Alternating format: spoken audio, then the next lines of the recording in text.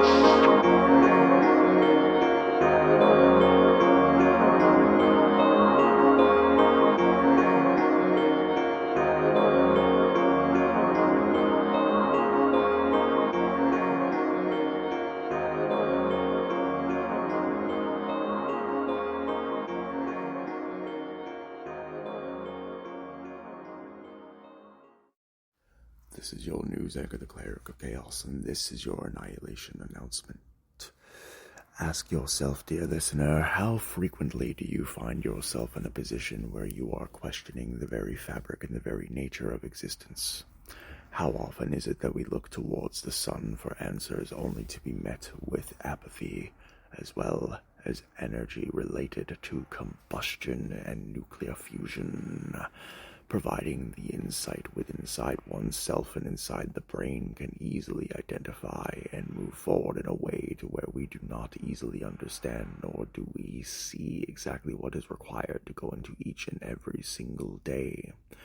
The notions of which we all find ourselves in are situations in which we can easily provide an opportunity to solve. These situations and these scenarios over the course of life do nothing more than provide us with experience and opportunity along the way, a way for us to move forward, a way for us to learn, embrace change, grow, evolve, and do everything that we can in order to provide the happiness and the solace in which we seek. Is it mandatory for one to be super wealthy in order to enjoy life? Absolutely not. In fact, one would argue that the ability to enjoy life is not necessarily limited to the acquisition of wealth and capital, but is also provided as an opportunity for any individual to see themselves truly for who they are.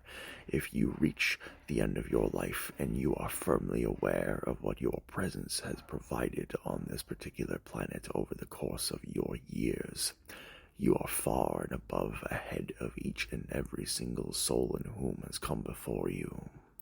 We ask ourselves so many questions over the course of existence as to whether or not we are worthy, or whether or not we belong where we are. But, dear listener, these are traps that we find ourselves falling into whenever we feel even the slight bit nervous, a little bit anxious, or perhaps a bit concerned as to where our futures dwell. Do not ask yourself questions in which you are not capable of providing yourself either a short-term or a long-term solution to, as these particular endeavors do not do anything more other than further exacerbate and complicate any external life situations that you may have going on. There will be wars within both the mind and the heart proper. We as human beings need to do what we can in order to configure and in order to identify what those solutions look like as time moves on. We are a very fickle species. Instant gratification has become the way of the world, and if we do not acquire what we seek within a predetermined period, there is no escape for the monotony in which we inject into ourselves. We ask so many questions, but do we really give ourselves the grace and the space to give light and to give hope to any sort of mechanism that could be given within the ideas or within the emotions that we possess? No. We often push ourselves to limits that we would not push our family or friends to. We are harsh upon our own souls, and we are critical of our journey. When in actuality, dear listener, look at yourself in the mirror, smile as brightly as you can, and understand that you are waging war in a way that you know that you will obtain victory. This has been your news anchor, the Cleric of Chaos, and this has been your Annihilation Announcement. Willkommen, willkommen, willkommen, meine Freunde. Guten Morgen, guten Tag und eine gute Nacht. Ist deine Reisende und deine Ausländer und deine Allesfresser, deine Schauspieler, deine Künstler, deine Venestra. Und ich bin aus den ein Geist der Tränen. Ist du eine Armee der Tristin, ist du hast, und ich bin bereit. Heute ist eine schöne Tage, meine Freunde. Today, dear listeners, we provide context and insight into the phenomenon known as the military-industrial complex. The idea and notions of which are not global in positioning or in terminology, absolutely not, no, for the concept is unique entirely to the United States of America in terms of the meaning of its specificity, of the impending doom that any country in whom decides to make enemies with the United States shall so be chosen to face. There have been references over the course of time that are associated with that specifically of an ominous nature, an almost 1984-esque positioning of the government as well as military operations within the United States and stationed around the world on behalf of the United States military. Note this, dear listeners, other countries have been reported to utilize the term military-industrial complex, although this is only in situations to where their dealings with the American military as well as their particular goals align with this ideology. You are asking yourself, as of this particular endeavor, if you did not take a specific history class that was focused upon the calamities in which the United States of America have provided to the world, but in succinct definition, the military-industrial complex is a term that was coined by the president known as Dwight Eisenhower upon his departure in 1961, and has also been used since the beginning of the Russo-Ukraine War. On the 17th of January 1961, General Dwight D. Eisenhower stated, "A vital element in keeping the peace is our military establishment. Our arms must be ready, mighty, for instant action, so that no potential aggressor may be tempted to risk his own destruction. This conjunction of an immense military establishment and a large arms industry is new in the American experience. The total influence, economic, political, and even spiritual, is felt in every city, every state house, every office of the federal government." Note, dear listeners, this is only an abridged version of his speech, but the warning is clear. The words are specific and accurately chosen. The identity that the American people have possessed for the past 65 years is not necessarily completely due to this directly, but it does play a large part. For Dwight Eisenhower also said the potential for the disastrous rise of misplaced power exists and will persist.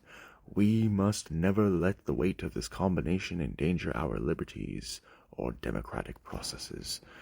Given the nature of the socio-economic and the geopolitical climate in the 1960s, with the Cold War just about to reach its zenith, with the space race among other elements, it is to be noted that this level of paranoia on a national scale has not been seen since, though it has been used as a tactic to acquire more funding and more assistance from the federal government on a regular basis.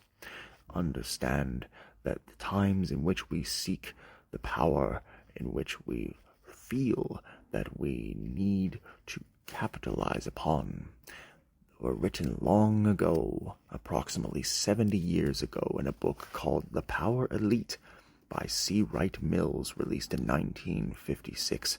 This is often stated to have been utilized as inspiration for General Eisenhower's farewell address, as well as the very implementation of the military powerhouse you see today. The United States government only relied on civilians as well as particular forms of current industry from the years approximately 1797 to 1941, when the Manhattan Project was placed into effect. For those whom aren't aware, the Manhattan Project was a code name given to the first two nuclear bombs developed and devised by the United States of America that were then subsequently dropped upon Hiroshima and Nagasaki, Japan. We look at the Cold War as being the very beginning of the definition of dereliction of duty and animosity towards oneself. Instead, that animosity is focused outward towards potential individuals in whom the United States of America saw as a threat. It did raise questions during the Vietnam War.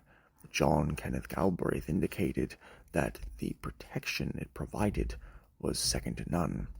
But the very notion that labor leaders provided, as well as the identification of the Port Huron Statement, which utilized the military-industrial complex more in the sense of a figurative rather than a literal form. We look towards the past and try to embrace it towards the future, and utilize its lessons in a way that cannot be replicated or duplicated.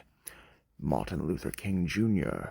in 1963 delivered a speech that identified and chastised the military-industrial complex as a coercive measure, and I quote, "Millions of citizens are deeply disturbed that the military-industrial complex too often shapes national policy, but they do not want to be considered unpatriotic.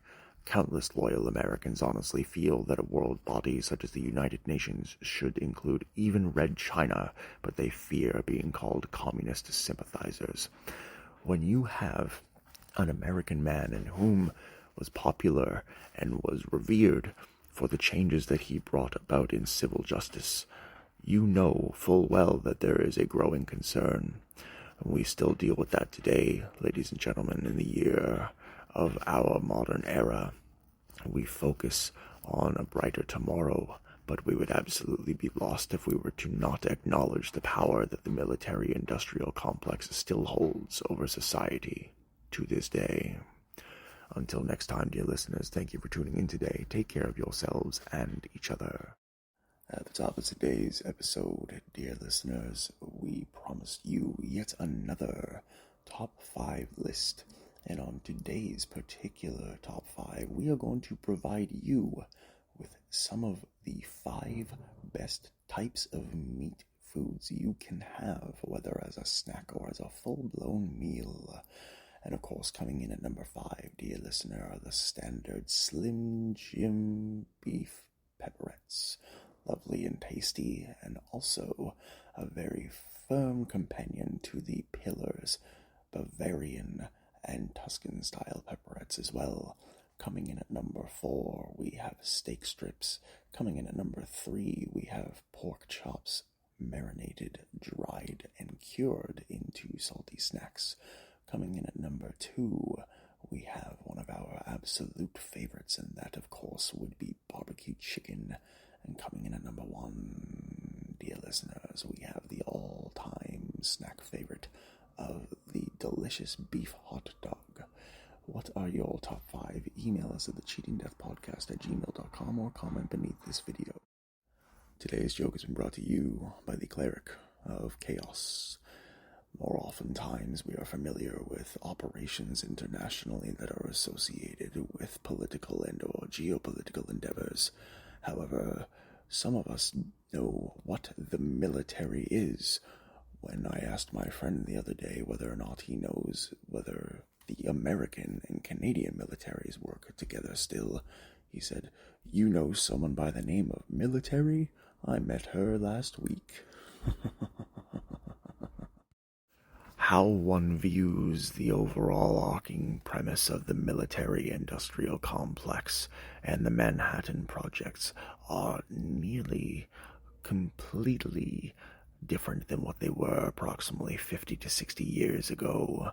For when the term the military-industrial complex was coined, it was at a time where the United States of America was in a deep Cold War with Russia, as well as the entire Soviet Union, and yes, this includes my home of East Germany. But does that mean that that term is no longer relevant today? Does it mean that that term is completely gone, the way of the extinct animals and ways of life that we used to have but no longer utilize? No. In fact, one would argue that the manifestation, the creation, and the extension of the military-industrial complex has led to a litany of issues, both socioeconomic and geopolitical, around the world. For you see, as much as we here at the podcast love the United States of America, specifically the common people, the hard-working individuals of America, those people in whom you never hear about but are the backbone of the very economy in which shapes the world itself, the notion that the military-industrial complex benefits each and every single soul both in America and worldwide is nothing more than a joke right out of Team America World Police from 2004.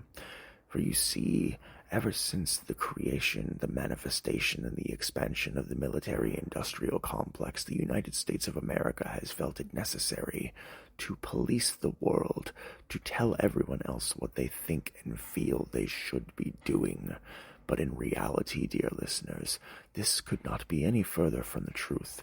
For you see, not only within the federal governments themselves, but each and every state and municipal government, there is corruption, there are flaws, and over the course of time, we here at the podcast will explore each and every single one of them on a federal level and on a state level, and it will take quite a bit of time to go through, but thankfully, time is not against us. Time is one of our closest allies, and we know how to maximize every second of every day to the fullest extent in order to receive the greatest result. So as we move forward and as we identify and pontificate the specifics and circumstances of the overall arcing issues that we find ourselves in that involve the military-industrial complex and all of the negative impact it has had on the world so far, we would be completely lost if we were to not tell you exactly how and why these particular solutions that they provided and claimed for them to be the absolute problem solvers they were continue to fail in each and every single way. The amount of time, money, and effort spent on American military spending. Divert even 1% of that back into education and you would have even more capable people. But that has never been the goal. The military-industrial complex caters to a specific few and destroys millions of others. And as time moves on, we understand and we know that this is no longer a viable solution for long-term planning or implementation. We must fight, and we must look for tomorrow in a way that does not involve the needless destruction of countless lives and the inclusion of a pseudo-hyper-terroristic state in the country known as Israel.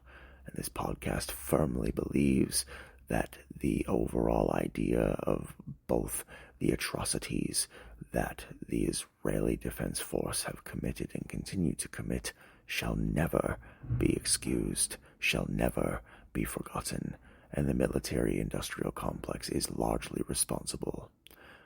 Thank you for tuning in today. Until next time, take care of yourselves and each other.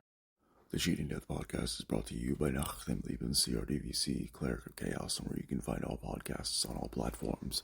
If you'd like to support the program, you may do so by purchasing merchandise, buying a cameo, buying us a coffee, or much, much more within the links in the episodes and in the podcast description. We would like to thank Major Chip as well as Julian for their generous contributions to the program. And we would also like to ask that you follow each and every single one of our pinned profile friends in the episode's podcast description of each episode. Follow their social medias and follow the Cleric of Chaos on each and every single one of his social media platforms as well, listed in the episodes and podcast description. If you or anyone you know are experiencing psychiatric duress, gambling abuse, or substance withdrawal, please contact the telephone numbers listed in the episodes and podcast description as well. And if you or anyone you know are looking at adopting a playful puppy or a cute kitten, please visit your local animal adoption rescue center. They are in dire need of your support. And please visit yummypets.com/voice. Sign up for a free account and click the button every day to give shelter animals an opportunity to receive 330 pounds of free food at the end of each month. If you, dear listener, are finding yourself in a position where you do not know the way forward, but you have a burning desire to trail through each and every single path when you find yourself away from the sun, do everything you can to move forward and wage war upon mediocrity and everything that dwells within. Remember, we are pulling for you. We're all in this together.